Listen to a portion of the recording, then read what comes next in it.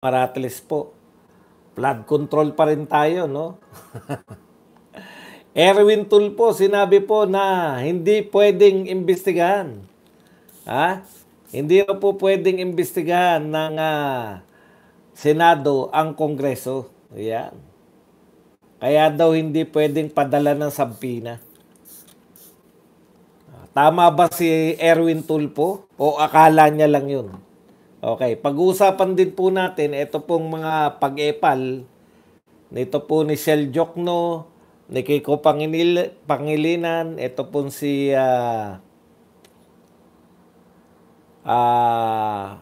Gatchalian. Makikita po natin, no, yung mga epal lang na wala naman pong epal lang, gusto lang nilang madyaryo, gusto lang nilang pick upin yung mga sinasabi nila na media. Pero sa aktual, wala naman pong katuturan yung mga pinagsabi nila. Sa aktual po, hindi naman po mapapatupad o wala naman talaga silang konkreto na gustong mangyari. Yan po mga pag-uusapan natin, pero bago yan, kung bago ka pa lang dito sa ating channel, mag-subscribe ka na. Dahil ito lang ang tayong channel na may kinikilingan, may pinapanigan, una sa balita, huli sa impormasyon, kaya ano pang hinihintay nyo? Pindot na, okay. Mag-likes din po tayo, no? Sa mga sukay natin dito, mag-likes din po tayo. Okay, unahin na natin tong mga paepal, katulad po nito ni Kiko Pangilinan. Eto po, head should roll. Ilang beses na po ba nating narinig yan dito po sa pamahalaan ni BBM? Heads will roll, heads should roll daw, sabi ni Kiko Pangilinan. At dapat mauwi itong flood control scam sa plunder cases filed before the Ombudsman. Correct. Kaya lang wala naman po silbi yan eh. Gusto mo lang na sumikat, ano ba papel mo dyan?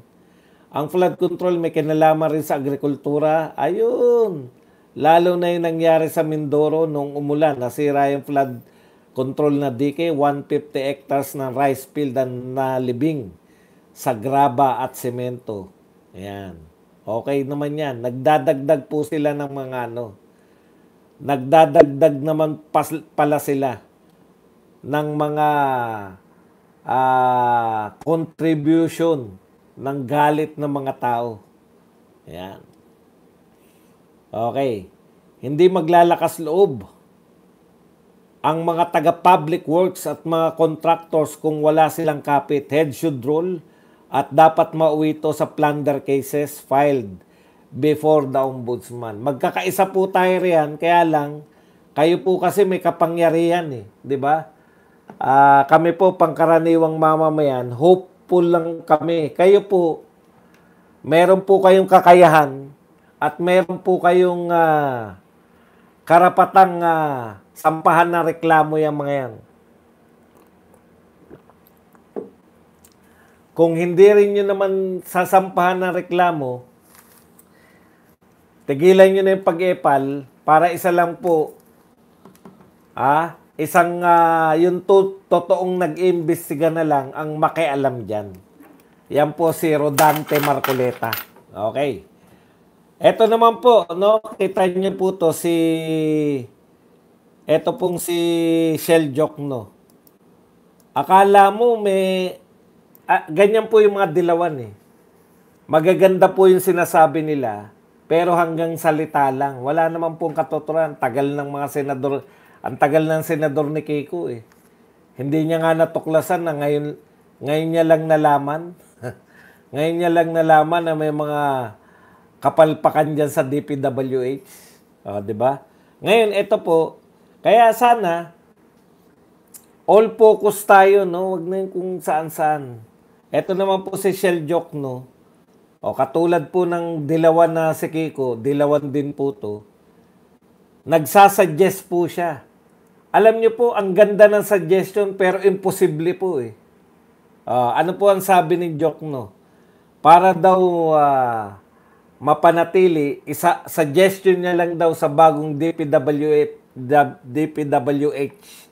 chief na mag-waiver daw po, pumirma daw po, lahat daw po ng DPWH official ay pumirma ng waiver sa kanilang mga bank account para masilip lahat ng bank account. O, di ba ang gandang pakinggan? Pero, katarantaduhan mo. Kahit ako, hindi ako papayag eh. Bakit? Di ba?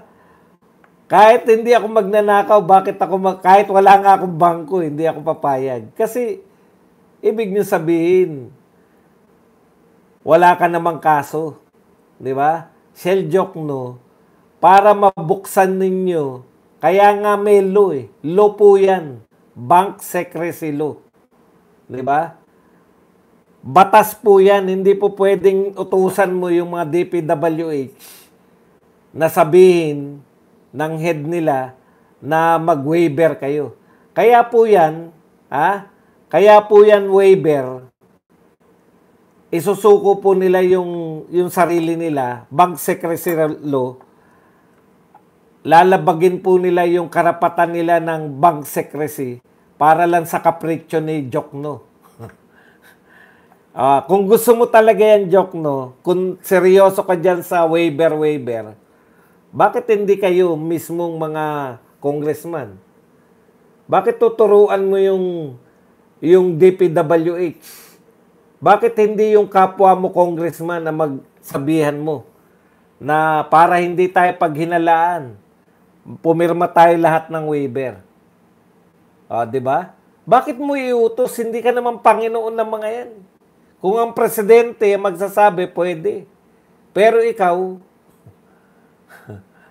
actually, Jokno, ang pinaghinalaan ng marami, ang pinaghinalaan ng mga taong bayan, mga congressman, partikular, yung binanggit ni BP Sara na may control ng budget, si Congressman Martin Romualdez at si Congressman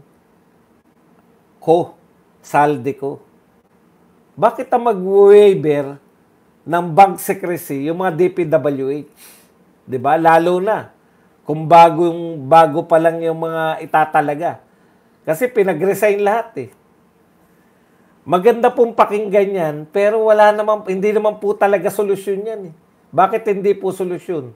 Una, hindi nyo naman kayang ipatupad yan na mag-waiver sila dahil makikiusap lang kayo. Ikalawa, wala talaga.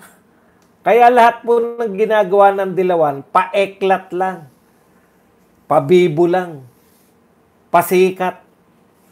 Pero hindi talaga nila nilulutas yung totoong problema. Wala talaga silang kakayahan. Ganyan po sila, tokis-tokis. Pine-present lang po natin. O, ito pa isa. Isa pang Dilawan. Ayan. Magaganda po sinasabi nila, pero hanggang sabi lang eh. Katulad nito, hindi naman natatanggal to sa pagiging senador. Laging nananalo. Lalo tayong mababaon sa utang, sabi ni Senator Wing Gatchalian. Iginiit ni Senate Committee on Finance Chairman Wing Gatchalian na kailangan mapanagot ang mga responsable sa katiwalian sa flood control project ng Department of Public Works and Highways. Aniya, sayang lang ang inuutang ng bansa kung hindi lang din ito magagamit ng maayos sa mga proyekto ng pamahalaan.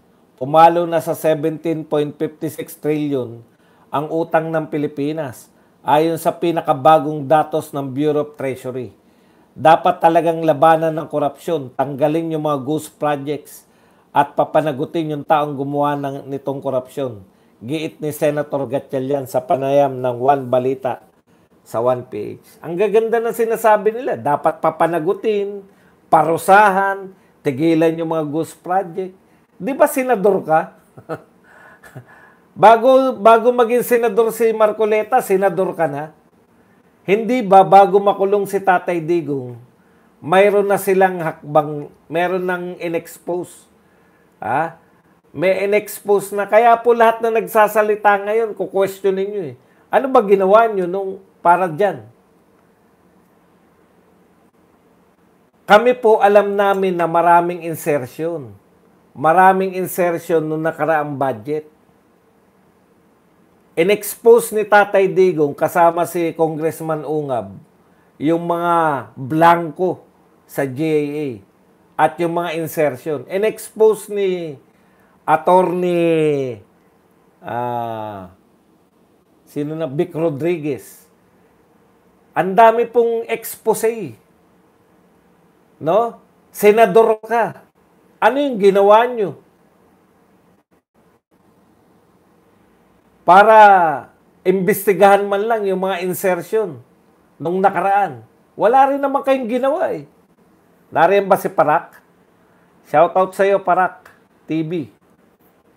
Wala rin naman kayong ginawa sa mga insertion eh. Tapos ngayon, pag may mga ganito, bida-bida kayo lahat. Alam nyo, no? Kaya sila bida-bida. Oo nga, si Ungag nga, tsaka si Tatay Digong yun eh. Yung una pong nag-expose niyan, si Tatay, sa programa po ni Tatay Digong. Di ba? Yung Gikan sa Masa. Ang guest niya si Ungab. Kaya na-expose na po yan. Wala naman kayong aksyon. Alam nyo, ito po lahat ng aksyon ninyo, reaction nyo to sa ginawa ni Marcoleta. Hindi kayo makapaniwala na pagpasok ni Marcoleta, may kakayahan na mag-expose. Ang tagal nyo ng mga senador, wala kaming nakitang ganitong kakomprehensibong nag-imbestiga sa corruption eh. Ngayon nyo lang po ba nalaman na may corruption? Yun palang pag-insert sa budget, yung mga senador noong nakaraan, di ba? Oh. Tapos ngayon magbababanat kayo ng mga kung ano-ano mga salita. Hindi na po uso yung salita-salita. Ang uso ngayon aksyon. Senador ka, umaksyon ka. Yan po yung Marcoleta effect. Ngayon, natataranta kayo ngayon. Bakit? Kasi expose na expose kayo. Tsaka yung sinusuportahan yung presidente. Sa katiwalian. Grabe. Okay. Side bet muna tayo rito kay Igan. Alam niyo naman to si Igan, sausawero rin to eh. Ito po ang sinabi ni Igan. Galit na galit tayo sa korupsyon. Teka, sino ba ang bumoto sa mga korrupt na opisyal sa gobyerno? Di ba? So, tayo na yung biktima, pero tayo pa ang sinisisi ni Igan. Sino raw ba ang bumoto? Alam mo, Igan, magtapatan na tayo. May kanya-kanya tayong trabaho eh. Di ba? Kami, ayaw talaga namin yung mga yan. Yung mga magnanakaw sa gobyerno, ayaw namin. Kaya nga Duterte nang gusto namin eh. Nakita nyo, yung mga pumasok sa Duterte, wala po kayong masabi na nakawan, no? Na magnanakaw. Media kayo eh, ang kapangyarihan nyo eh. Hindi mo pwedeng isisi sa tao yan. Kung nangampanya yan, mga yan, Igan, makinig ka, no? Kung nangampanya ba sila, nasasabihin nila, pag ako nanalo, mangungurakot ako. Pag ako nanalo, mag-i-insert ako ng budget para nakawin ko. Pag ako nanalo, papatayo ako ng ghost project. Sinabi ba nila yan, Igan? Paano mo sisisihin yung mga tao, hindi nila alam na may ghost project? Wala nga tinatayo eh. Pero sino dapat ang nakakalam, Igan? Arn. Ang nakakaalam dapat niyan, yung mga sinasabi mong binoto nating korap at kayong media. Di ba? Kayo dapat yan eh. Ang dami yung budget. Hindi nyo kayang imbestigahan yung mga katiwalian sa gobyerno. Yan yung pangunahing trabaho ng media.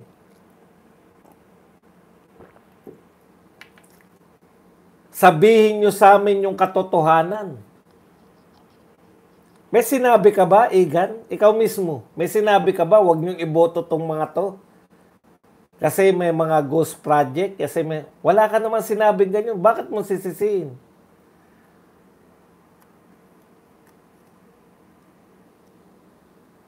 Huwag niyong isisi, victim blaming kayo eh. 'Di ba? Bakit niyo i-blame sa biktima na nga kami? Kami pa sisisihin niyo. Kami ba nagnakaw? Kayo, alam ninyo na magnanakaw yung mga tao. Pero anong ginawa niyo sa media?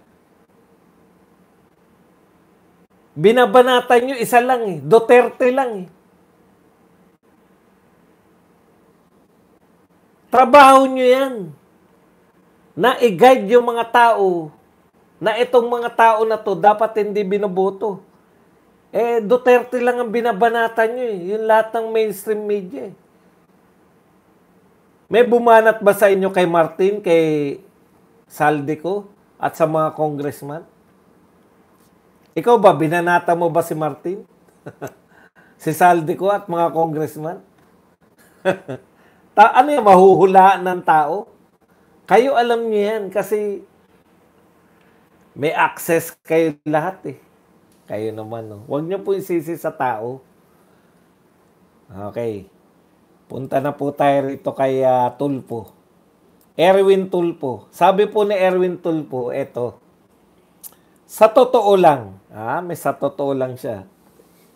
Hindi naman talaga pinapadalhan ang mga mambabatas kasi may tinatawag tayo na interparliamentary courtesy.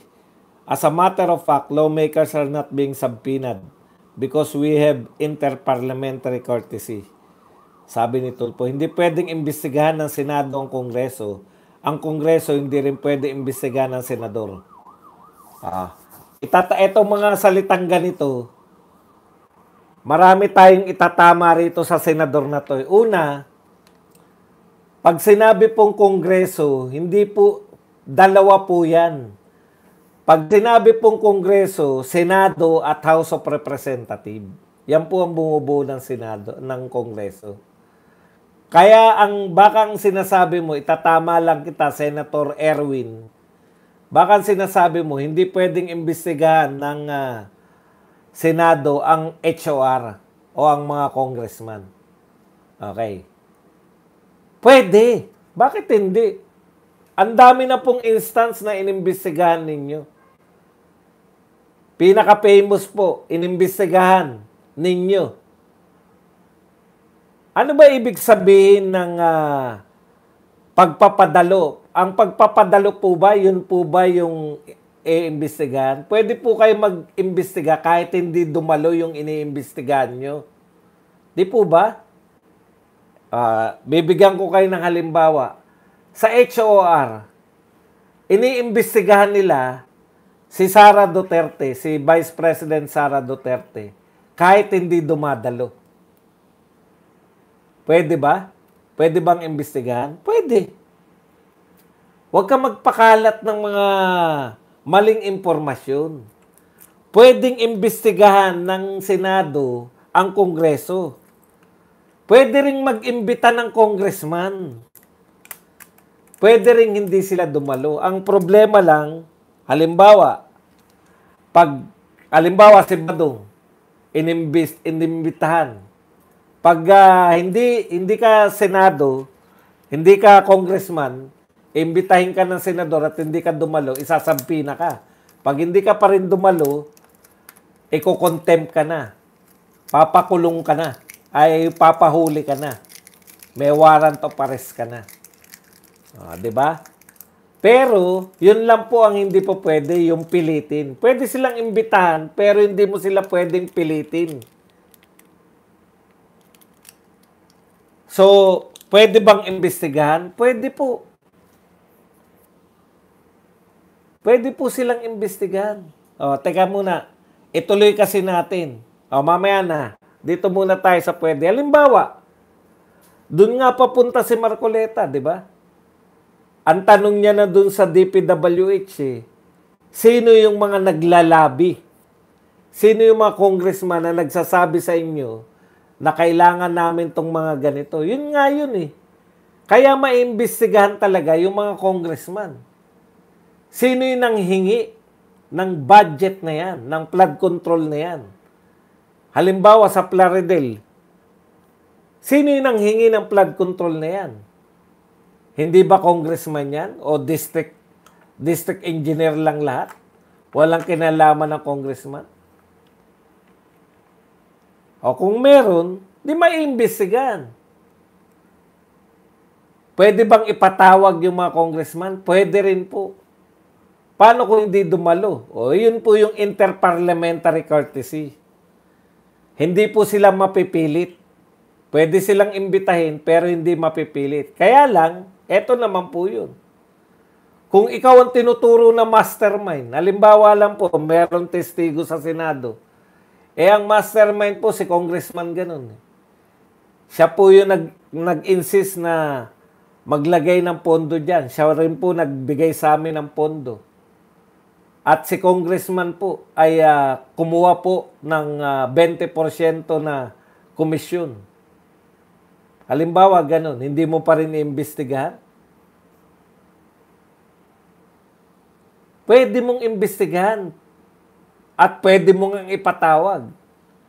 Kaya lang, hindi mo siya mapipilit dahil merong interparliamentary. Naintindihan? Bakit sinasabi to ni Tulfo? Wala naman siyang pakialam, hindi naman siya ang chairman. Yun na nga, in the first place. Bakit mo sasabihin na hindi maiimbitahan yung mga congressman, hindi ka naman chairman? Kasi, eto na po, dito po kasi papunta yun. Support for the establishment of the Philippine Independent Commission as ordered by President Marcos Jr. has thus snowballed, offering hope for impartial and thorough probe. Gusto po nilang i-promote, eto na namang lintik na independent probe na to na hindi naman po pa na-organize.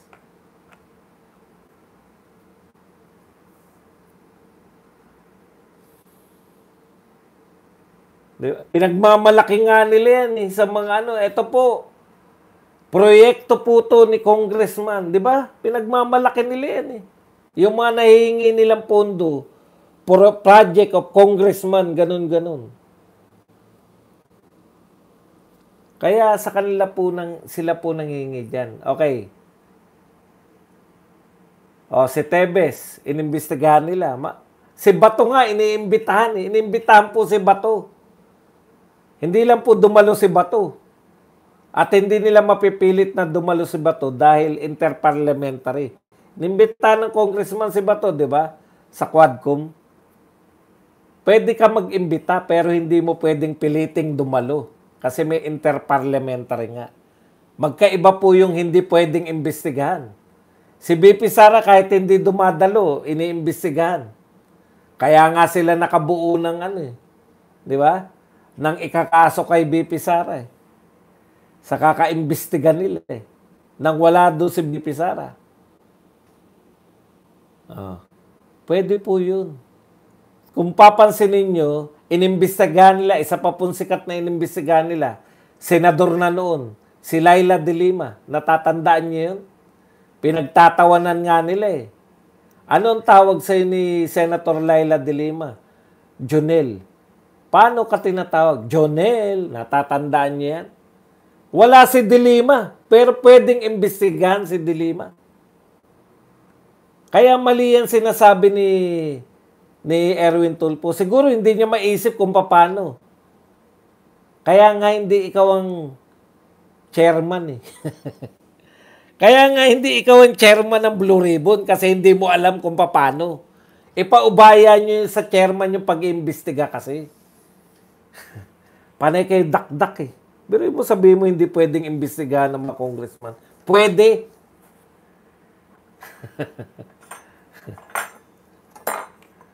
Okay. Ngayon, ang gusto nilang i-promote ngayon, si BBM, hintayin natin yung independent kasi yan ang tunay na debida na naman si BBM. Alam nyo, sa totoo lang, ginagawa nyo mga bobo mga Pilipino Ibig nyo sabihin, 3 taon na presidente, 3 taon na mahigit na presidente, at sa pamumuno niya, naganap lahat yan. Tapos ine-expect ninyo, maniniwala kami, na ang makakalutas ng mga problema na yan ay si BBM din. Kung ano yung logic? Simplihan nyo lang po. Simplihan lang po natin ang pag-isip. Kung kaya palang lutasin niya ni BBM bilang presidente, bakit hindi niya ginawa? Kung kailang putok na dahil napasubo na siya, actually, kagagawan niya yan eh. Gusto niyang mag-grandstanding dun sa kanyang, wala siya na ipagmalaki. In fact, wala siyang pinagmalaki nung SONA. Ano pinagmalaki niya ng SONA? Wala. Gusto niyang merong Siyempre, gusto niyang may laman naman yung SONA. Wala nga may pagmalaki. Miski yung pahabol nila roon na pumunta kay Donald Trump, hindi niya sinabi sa SONA. Bakit? Nakakahiya eh. Wala siya nahita roon eh. Kantsaw lang yung inabot niya kay Donald Trump eh. Sarkasam po yun, yung sinabi ni Donald Trump. Ang galing niya mag-negotiate. Ang galing niya mag-negotiate daw. Wala siyang maipagmalaki, kaya binanatan niya mismo yung mismong proyekto niya. Proyekto niya. Saan ka nakakita na presidente, napalpak yung proyekto, tapos palalabasin lang ng media at ng mga senador at mga congressman, wait, mareresolba yan ng Pangulo sa pamamagitan ng pagtatayo ng independent probe body. Alam niyo po, siya nga ang presidente nung nangyari. Hindi niya nga Iba talaga yung tunay na namumuno ka. Iba talaga yung tunay na ikaw yung leader. Kaysa ang purpose mo lang ay photo ops, video ops lang. No? Lahat po ng proyekto ni BBM, panay photo ops lang yan. 20 pesos na bigas. Photo ops lang po yan eh. Katulad po nito. Hintayin na, kaya ang point nila, ang pinupunto ng mga sip-sip na tulpo,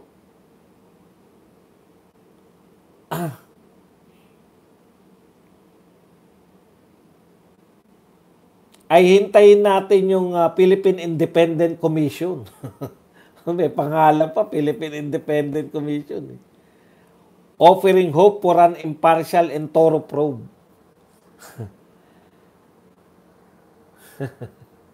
Natatawa na lang ako eh. Sa panahon ni BBM, naganap ton lahat ng problema na to. Sa panahon, tapos ini-expect nyo na makakaisip siya ang magsasalba sa atin dito sa problema na to. Hindi nga po nila kinaya eh. Pasalamat po kayo kay Marcoleta na kahit papano na-expose po to.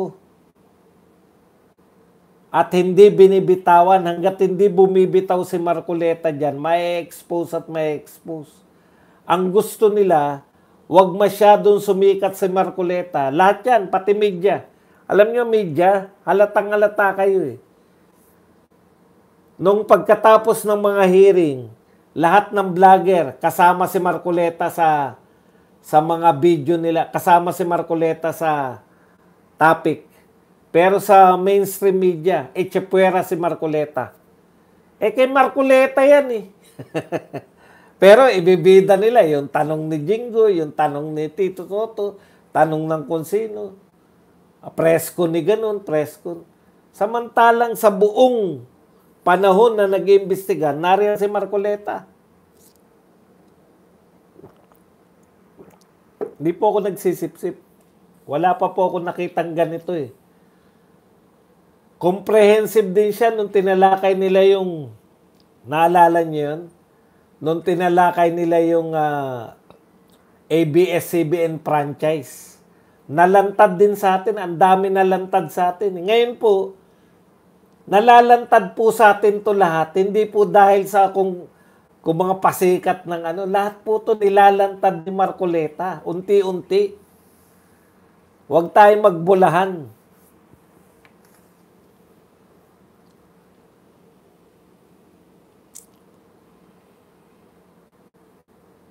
Okay. Kaya yung hindi nga alam kung sino mamumuno dyan. Na-pressure nyo lang yan eh.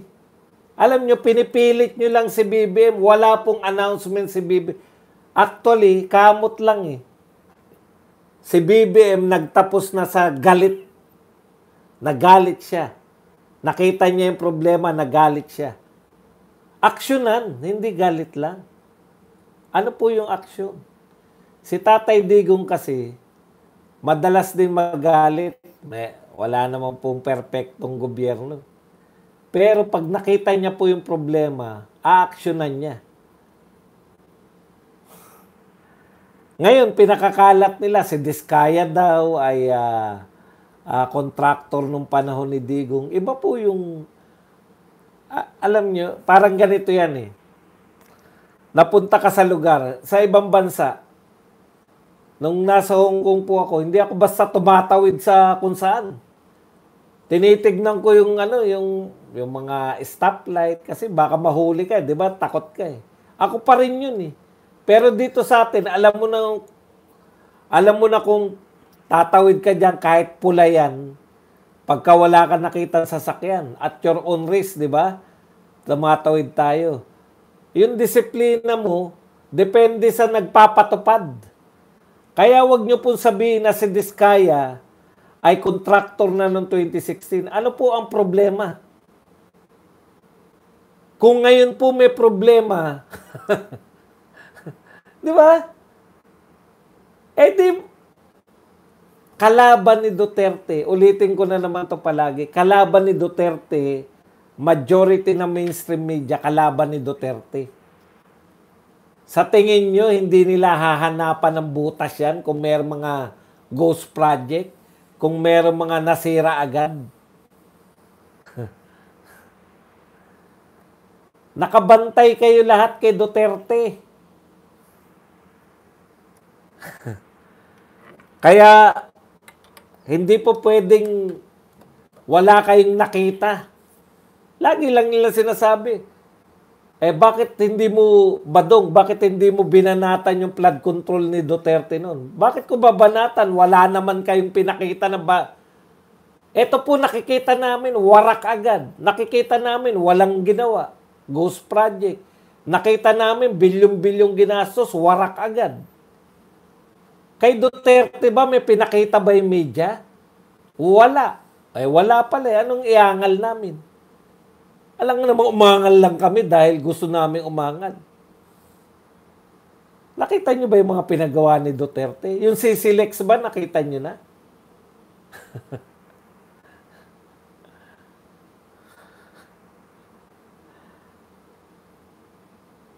Ibig sabihin, kaya ang luwag sa mga magnanakaw ngayon. Yun ang problema. Siguro noon, pasimple lang yung mga yan. Ito, 10% ka. Ngayon, kung garapalan na manghingi, 40% na ako. Halimbawa, ginanon. Ano pa matitira? Bakit kapag gagawa, pipirma naman ako. Na-completed yan. Hindi nyo po pwedeng isisi yung mga problema ngayon palagi kay Duterte. Ngayon may ghost project, isisisi nyo na lagi kay Duterte. Asan ang ghost project nung panahon ni Duterte? Wala maituro yung mga yan. Asan yung mga madaling nawasak na mga flood control program? Wala rin maituturo. Tinitwist lang nila eh. Sasabihin, 13,000 nga yung kay Duterte. Nagalit ba kayo sa flood control? Meron din 13,000 si Duterte. Ang tanong, nasira ba yung 13,000 na yun?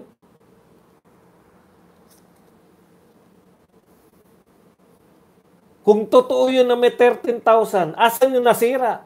Asan yung ghost project? Wala maituturo. Samantala Dolomite nga putya, kung tutukan ng mga Yun pa kayang ghost project, hindi nila balita. Dolomite nga, nagmukhang tanga yung ABC5, ABS-CBN at GMA7. Tuwing uulan, nakatutok na yung camera nila.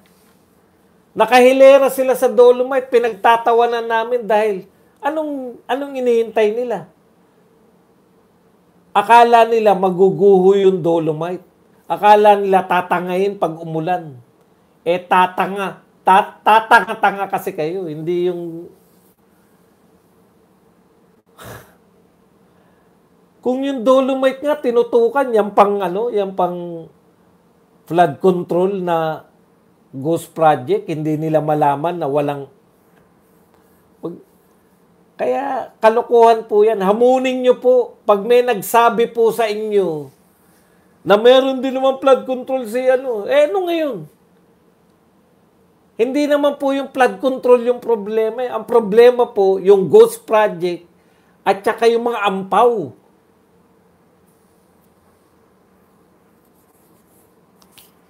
Yan yung problema dyan. Hindi po yung kung ano-anong mga... Meron din naman, si Diskaya din naman, 2016 pa eh. 2016 si Diskaya.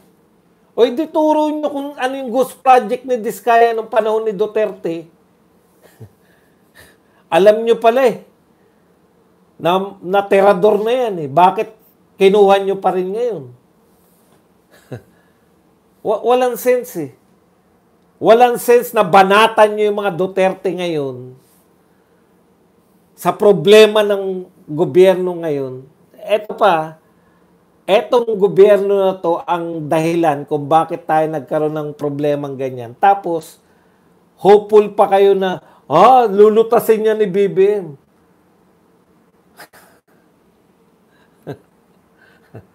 Si BBM ang lulutas niyan.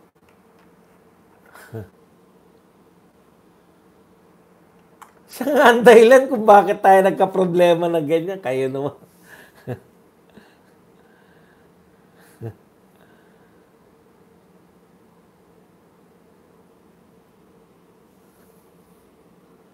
Ako po, hindi po ako magsasabi kung walang problema o may problema. Pwede namang may masira dyan dahil ang mahirap po yung katatayo pa lang tapos bumagyo sira kagad. Makita mo walang bakal. Makita mo napakanipis ng semento. Pinakita na nga ng Mindoro, governor, ngayon yun eh. Tapos hanapan yun. Si Duterte kasi yan eh. Si Duterte po. Walang katapusan Duterte. Hindi na po yan kakagatin ng mga tao. Talo nga kayo ng 2025 eh.